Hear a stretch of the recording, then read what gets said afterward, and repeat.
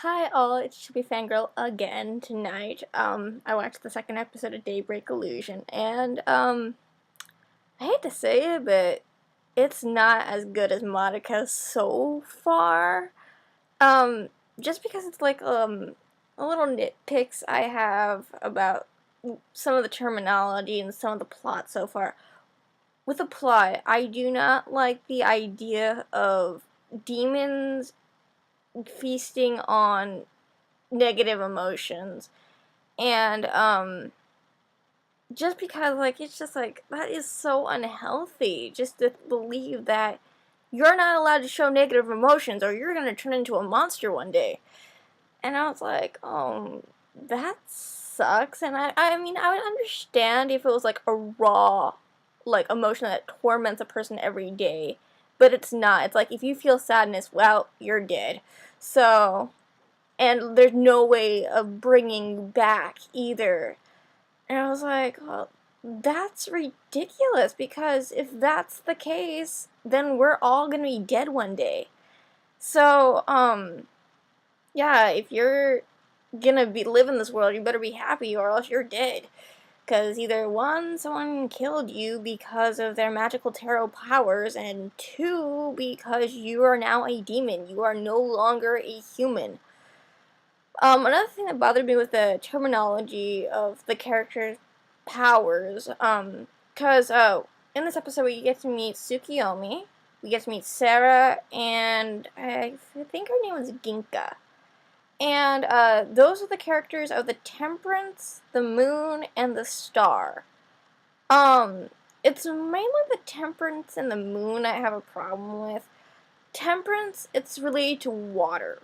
And Ginka, the power of the Temperance, does not have water-based powers. Yes, it has something to do with the wings, but it's also related to water. I'm not sure what her power is to be exact. And then we have, the moon's power, which is apparently nature, and that's not really how I would visualize a moon-based character if you're doing a tarot-related story. Um, Only because like when I associate moon, I assemble like darkness because that's like the only light you'd see in the darkness. But I'm not really sure how you'd make a normal magical girl character that isn't technically evil that how it would have dark powers. So in this episode, we have our character, our protagonist Akari, go to this school that apparently specializes in fortune telling and magical girls. So, the school explains to her that she is a chosen one, which is another problem to me, but I'll get to that in a moment. And, yeah, they will teach her how to use her powers based on the sun. So she tells her guardians that I'm going to the new school now, don't try to stop me, and they don't. So, yeah, that's some willpower. They just let her do anything, really. I'm not kidding either, like, because later in the episode, I'll get to that later, but like she goes to the school and she's teamed up with the four different girls, Sarah, Tsukiyomi, and Ginka, and it's basically like your everyday school, except like they have certain classes together since the school's so small. So it's like, let's say you're assigned to a school that only has like 20 kids in it school, and like you're assigned to the same classes with the same four kids, but you'd still see the other kids every so often. So that's how I saw it. And they every so often they'll have a battle, like I guess it was a practice battle. It's never explained what that was, but maybe it will be in later episodes. But as they are battling it out, they well, Akari finds out that the monster that she is fighting is actually her friend Fiona. I think her name is Fiona. Fiona, that's what it was.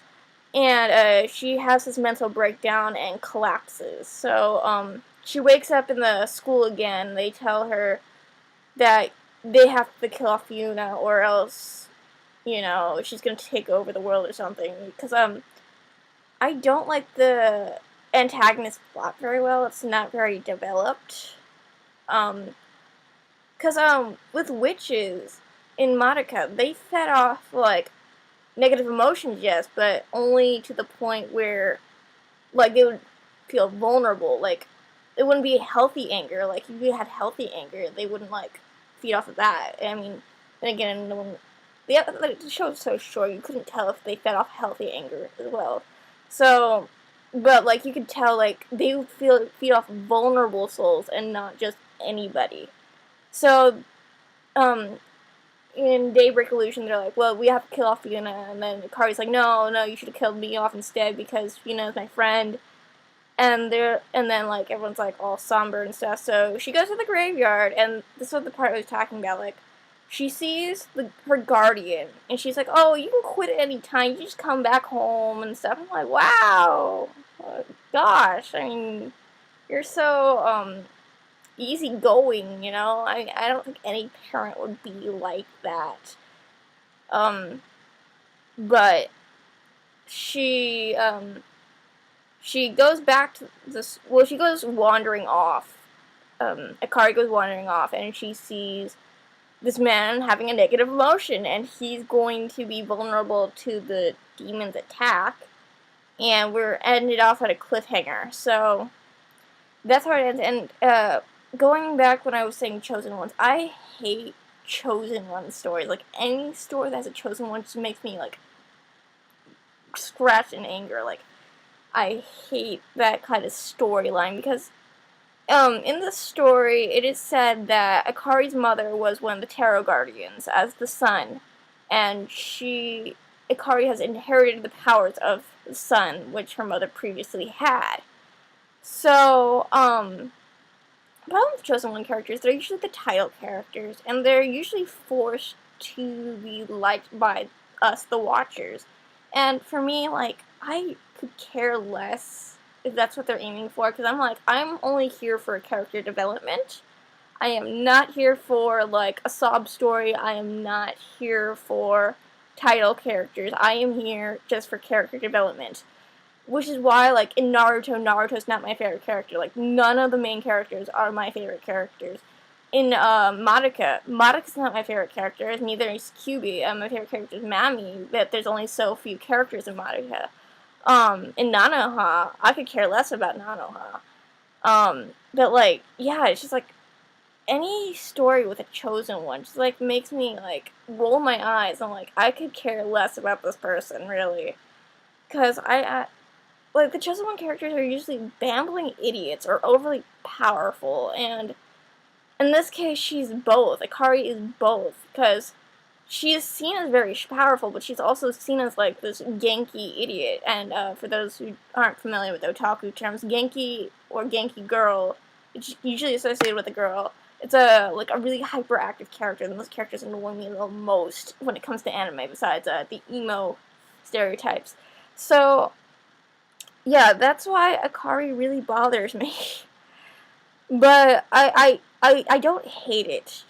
At least not right now where I'm standing. I mean, it's still really interesting. I'm a little curious to what these talking animals are, because there's talking animals in this series, like how there is with most Magical Girl series. And this one, there's a crow and a cat, and they have some kind of secret that has not been revealed to the audience, but it's similar to how Kyuubi viewed magical girls, because, like, they're still using humans as pawns, basically. So, that's an interesting set point. I'm also interested, well, I like the idea of inheriting power, because that's never been mentioned before in almost any show I'm familiar with other than Naruto, but I'm talking about the magical girl genre. That is not usually brought up, because it's like magical girls are chosen at random, or we just pick them and see what happens, you know, like with Tokyo Mew Mew, it was totally random. It's like, well, these girls are standing in my spot, let's zap them with power. Or in Sailor Moon, it's like, oh, you're a reincarnation, but, like, you're not really inherited power, you know. But, yeah, it's just, like, I like the inheritance idea. I don't like the idea of feeding off unhealthy, well, like, negative emotions, because that's just ridiculous. The terminology is a little off, but I'm gonna let that slide. But those are my really big problems at the moment. Hopefully it can clear up later in the series, like how Madoka did, like, everyone's dying, but I'm gonna save everybody! So, yeah, I really hope this series is gonna be a plus for me, because I like tarot and I like magical girls, but, like, hopefully this can work, you know, because tarot is not very common in most series that I've seen so far. So, I just hope this works. So, this is Chibi Fangirl signing off.